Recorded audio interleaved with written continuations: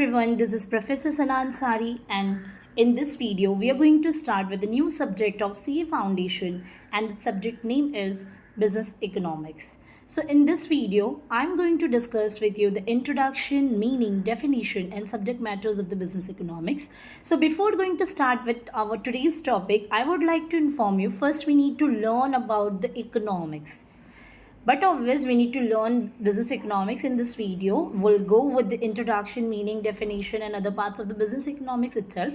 But first we need to understand the actual meaning of economics, so it will become easy to understand about the business economics. So now let's start. So friends, basically हम जब भी economics term की बात करते हैं तो हम ये सोचते हैं कि ये एक वैसा टर्म है जो रिलेट करता है मनी से, ठीक है. बट अगर थोड़ा और फर्दर इसके बारे में डीप डिस्कशन करने जाएंगे, so also we can say that the economic is nothing but the social science. मतलब आप यहाँ पर सोशल साइंस इसलिए कहते हैं क्योंकि सोसाइटी में जो भी अफेयर्स होते हैं जो मॉनेटरी टर्म से रिलेटेड हो उसे हम लोग बेसिकली सोशल साइंस भी कहते हैं, ठीक है. एंड देन उसकी अकॉर्डिंगली अब हम इसका और फर्दर डिस्कशन करेंगे. So the term which is related to money and social science, but we have a further meaning about the economic is which is nothing but economic is a social science, and it helps us to understand how we can utilize the limited resources to satisfy the unlimited wants.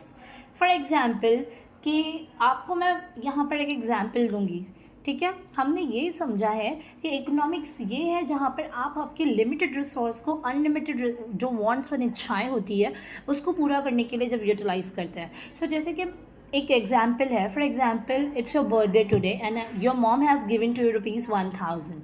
Okay, so वो 1000 के मिलने पर आपके दिमाग में काफ़ी सारी चीज़ें क्लिक होंगी. For example you will go for the movie with your friends, you will go out, you can do chill with your friends, you can go for a restaurant also, you can go and get some books, stories, novels, etc. for you, and also you can get a dress for you, right? So there are many options and wants which you want to be satisfied, but you have a limited resources, that is only the 1000 rupees, है ना. हमारे पास पैसे सिर्फ 1000 है, but देखिए उस 1000 में कभी आपका दिमाग ये कहेगा कि भाई कपड़े ले लेते हैं, कभी कहेगा दोस्तों के साथ रेस्टोरेंट में जाके खाना खा लेते हैं, दोस्तों के साथ कहीं ट्रैवलिंग टूर पे चले जाते हैं, चिल करते हैं, या फिर कोई स्टोरी बुक्स वगैरह ले लेते हैं. सो limited resource है, that is 1000 rupees only, but we have a unlimited wants and इच्छाएं, that is a restaurant, pictures, movies, dress, etc. तो इकोनॉमिक्स ये हमें सिखाता है कि आप कैसे लिमिटेड रिसोर्स को अनलिमिटेड रिसोर्सेज, वांट्स एंड इच्छाओं को पूरा करने के लिए यूज़ करते हैं. सो बेसिकली इकोनॉमिक ये कहता है कि आप प्रायोरिटी दें, आपकी जो भी वांट्स आप पहले सेटिस्फाई करना चाहते हो. सो बेसिकली हम टर्म वाइज, सेंटेंस वाइज और वर्ड वाइज देखेंगे तो मीनिंग इकोनॉमिक्स के डिफर हो जाते हैं, ठीक है. नाउ चलिए स्टार्ट करते हैं इंट्रोडक्शन पार्ट से. सो इंट्रोडक्शन में आप देख सकते हैं यहाँ पर the term economic is derived from the Greek word which is oikonomia, which means house holds. मतलब जो इकोनॉमिक से जो इंडियन वर्ड है ना, ये डिराइव किया गया फ्रॉम द ग्रीक वर्ड, और ग्रीक लैंग्वेज में इसको क्या कहते हैं, ओइकोनॉमिया कहते हैं, जिसका मतलब होता है हाउस होल्ड्स. मतलब अभी मैंने बताया सोशल साइंस, मतलब पूरी house hold activities. For example best economic अगर समझना है ना, so you can learn economic from your mother. देखिए अगर घर में आपके पेरेंट्स, फादर जो है जो भी कमा कर ला रहे हैं, जो भी उन्होंने इनकम रिसीव किया वो आपके मम्मी को कुछ हैंड ओवर किया, कुछ उन्होंने अदर एक्सपेंसेस किए, बट आपकी मम्मी जो है घर का पूरा महीने का खर्चा करने के बाद भी आई एम डैम श्योर कि कभी चाय पत्ती के डब्बे में, कभी किसी और चीज़ के डब्बे में आपको कुछ ना कुछ मम्मा का सेविंग दिखाई देगा. So what she is doing, वो अपने रिसोर्स को, अपना जो फंड है, मनी है, उसको किसी न किसी तरीके से यूटिलाइज करने के बाद भी कुछ पार्ट जो है सेव करके रखती है. So this is what we call the economic, जो सिर्फ मैक्रो नहीं बल्कि माइक्रो लेवल पे भी डील होता है, but we need to understand that. Okay, now so आप ये oikonomia word which is Greek word and its meaning is house hold, आप ये याद रखेंगे फॉर ऑब्जेक्टिव पर्पज़, ठीक है. नाउ अब Adam Smith, professor Adam Smith ने इन द ईयर ऑफ 1776 में इकोनॉमिक्स को और भी एब्रीविएट करके दिया था, ठीक है. और उनकी बुक में उन्होंने इस टर्म के बारे में मेंशन किया है, and the book name is wealth of nation. But till 19th century में अलग बुक हुआ करती थी जहाँ पर इकोनॉमिक्स को पॉलिटिकल साइंस, पॉलिटिकल इकोनॉमी भी कहा जाता था, ठीक है, जहाँ पर एक बुक होती थी an inquiry into the nature and course and causes of wealth of nation. But जो लेटर ऑन 1776 में एडम स्मिथ ने इस बुक पे और भी ज़्यादा एब्रीवेट करके इकोनॉमिक्स के बारे में डिफाइन किया है। सो चलिए आगे फर्दर डिस्कशन करेंगे हम। इंट्रोडक्शन के बाद 2 fundamental facts about the economics है जो हमको समझना पड़ेगा। The first fact is human beings have unlimited wants. Correct. अभी मैंने जो आपको 1000 रुपये का एग्जाम्पल दिया उसमें आप जो है कम से कम 5 सेट ऑफ वांट्स को कंप्लीट करने के लिए सोच रहे थे। ड्रेस हो गया, रेस्टोरेंट हो गया, चिल करना, स्टोरी करना, या फिर कोई मूवी वगैरह के लिए जाना। सो आपकी जो इकोनॉमी हमें ये फैक्ट सिखा रहा है कि लोगों की जो इच्छाएं होती है ना वो अनलिमिटेड होती है। So first fundamental fact about the economic is human beings have unlimited wants and the second is the means to satisfy these unlimited wants are relatively scarce from the subject matter of economics. Economics के accordingly second fundamental fact ये मिला है कि आपकी unlimited इच्छाओं को पूरा करने के लिए जो भी रिसोर्स आपके पास होते हैं वो स्केयर्स होते हैं। स्केयर रिसोर्स का मतलब होता है कि कम होना, लिमिटेड होना, जैसे कि ₹1000 जो मैंने आपको एग्जाम्पल में दिया, ठीक है। आगे बढ़ते हैं मीनिंग। Meaning में business economics also referred as a managerial economics generally refers to the integration of economic theory with business practices. So basically हमने अभी तक जो भी डिस्कशन किया था it was all about the term economic only. Now let's start with the business economics and its meaning part. So business economics का मतलब होता है आप इकोनॉमिक की सारी पॉलिसीज, थियोरीज एंड अफेयर्स को जब आप आपके बिजनेस प्रैक्टिसेस में यूटिलाइज करते हो तब हम कहते हैं कि ये है business economics. So it is very simple, it is nothing but the integration of economic theory with the business practices. Okay, and that is why the business economics is also called as managerial economic. Again, you have to remember these things for the objective purpose. Okay, now let's move further.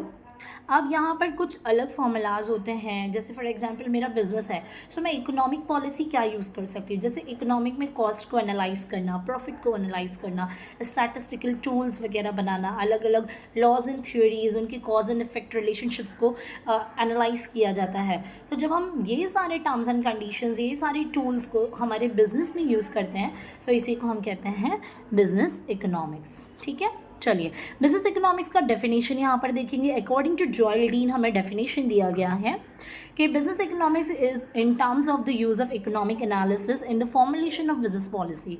Business economics मतलब basically business में जब हम economic theory को use करते हैं तो इसी term को हम बिजनेस इकोनॉमिक्स कहते हैं। आगे लिखा है business economics is essentially a component of applied economics as it includes application of selected quantitative techniques. मतलब बिजनेस इकोनॉमिक्स में हम लोग क्वांटिटेटिव टेक्निक को यूज़ करते हैं मोस्ट ऑफ द टाइम।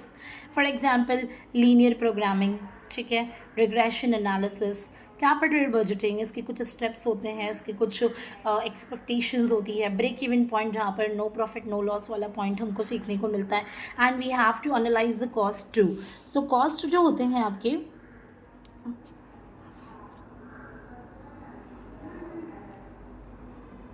सो जो कॉस्ट होते हैं आपके सो जो कॉस्ट होते हैं वो like we have a implicit cost and explicit cost वगैरह जो बिजनेस के होते हैं, जिन्हें हम 1 बाय 1 आगे के लेक्चर्स में सीखेंगे। बट जॉयल डीन ने बिजनेस इकोनॉमिक्स का ये डेफिनेशन हमें दिया है। Now nature of business economics, so there are 2 subject matters of economics is and the first is micro and the second is macro. Micro का मतलब होता है किसी भी स्मॉल यूनिट्स के बारे में डिस्कशन करना, एंड मैक्रो का मतलब होता है किसी भी लार्ज यूनिट के बारे में डिस्कशन करना। So am I suppose to give here one example to you guys. So first example is when we talk about a single tree rather than talking about a whole forest, it will be called as a microeconomics. मतलब micro का मतलब मैंने आपको बताया कि किसी भी small unit और इंडिविजुअल यूनिट के बारे में बात करना, ठीक है। अगर मैं पूरे फॉरेस्ट को छोड़कर जहाँ पर एप्पल्स है, एप्पल्स के ट्रीज़ है, या फिर हम कह लें मैंगोज़ का ट्री है और अदर फ्रूट्स एंड आइटम्स के ट्रीज़ है, लेकिन वहाँ पर पूरे फॉरेस्ट को छोड़कर मैं सिर्फ और सिर्फ मैंगो के ट्री की बात कर रही हूँ ना, only about the mango tree, एक सिंगल मैंगो ट्री की बात करूँगी। सो इस स्टडी को हम कहते हैं micro economics. And where is when we talk about a whole forest rather than talking about a single tree, it will be called as a macroeconomic. इसका मतलब ये होता है कि जब आप किसी सिंगल ट्री, ओनली एक इंडिविजुअल मैंगो ट्री की बात नहीं कर रहे, बल्कि पूरे फॉरेस्ट में मैंगो, ऑरेंजेस, एप्पल्स, जितने भी ट्रीज़ हैं सभी के बारे में जानकारी ले रहे हो या इन्फॉर्मेशन दे रहे हो या गेन कर रहे हो, तो ऐसे लेवल की स्टडी को हम कहते हैं मैक्रो इकोनॉमिक्स। तो चलिए फॉरेस्ट एंड ट्रीज़ के अलावा एक और एग्जाम्पल एड ऑन करना चाहूँगी। Suppose you are in your classroom, ठीक है, एंड योर टीचर केम। अगर टीचर ने मॉनिटर को या जो भी क्लास रिप्रेजेंटेटिव है उस बच्चे को खड़ा किया, उससे बातें की, वो माइक्रो लेवल की स्टडी होगी, बिकॉज उन्होंने सिर्फ इंडिविजुअल पर्सन से कॉन्टैक्ट किया। लेकिन जब क्लास में टीचर आ रही है और सारे बच्चों से कांटेक्ट कर रही है कि आपने होमवर्क किया या नहीं, या फिर आप लोग कैसे हो, सो टीचर वहाँ पर कलेक्टिवली टॉक करने की कोशिश कर रही है, जिसे हम कहते हैं मैक्रो इकोनॉमिक स्टडी। ओके, सो चलिए आगे थोड़ा सा डिस्कस कर लेंगे about the micro economics. Micro economics is basically deals with the individual behaviour and individual units. Correct है, माइक्रो मतलब सिंगल ट्री, सिंगल स्टूडेंट से बात कर रहे हैं हम लोग। So individual behaviour, individual units की बात हो रही है, ठीक है। सो इसकी स्टडी में, माइक्रो इकोनॉमिक्स की स्टडी में क्या क्या आता है? कंज्यूमर का बिहेवियर, इंडिविजुअल देखना पड़ता है। Factor pricing, we have factors of production like land, labour, capital, entrepreneurs, इनकी प्राइसिंग के बारे में बात करना called as factor pricing. Economic condition कैसा है, फॉर्म का बिहेवियर कैसा है, इंडस्ट्री कहाँ पर लोकेट कर रही है, सो हम ये इंडिविजुअली लर्न करते हैं। So these are the pointers which comes under the microeconomics theory. Okay, now we have here the macroeconomic. So macroeconomic term के accordingly अगर हम देखेंगे, so यहाँ पर again मैंने बोला it's all about the overall economic phenomena, जहाँ पर आप overall, aggregate, total, इन सारी चीज़ों के बारे में बात करते हैं। जैसे कि कौन कौन से सब्जेक्ट्स आते हैं इसमें देखते हैं। नेशनल इनकम, मतलब मैं किसी इंडिविजुअल पर्सन की इनकम की बात नहीं कर रही हूँ कि मैं कितना अर्न कर रही हूँ, बल्कि मैं नेशनल इनकम मतलब ओवरऑल इंडिया में कितना इनकम जनरेट हुआ इसके बारे में बात कर रही हूँ। नेशनल आउटपुट, कितने टारगेट्स हमने अचीव किए। जनरल प्राइस लेवल, मतलब किसी एक जगह का प्राइस लेवल नहीं गिन रहे हम बल्कि पूरा प्राइस लेवल गिन रहे हैं। Balance of payment, external value of our currency, overall savings कितना है, टोटल एम्प्लॉयमेंट कितना है, ये सारी चीज़ों को जब हम डिस्कस करते हैं ना, सो इसे हम बेसिकली क्या कहते हैं, आपका मैक्रो लेवल का स्टडी कहते हैं। So here we have completed this topic friend. If anybody have any doubt and difficulty, so you can make a comment on my YouTube channel and would like to inform you in our upcoming video we're going to deeply discuss about the nature of business economics. So be connected with us and do like and subscribe to our YouTube channel. Bye bye, have a nice day and take care.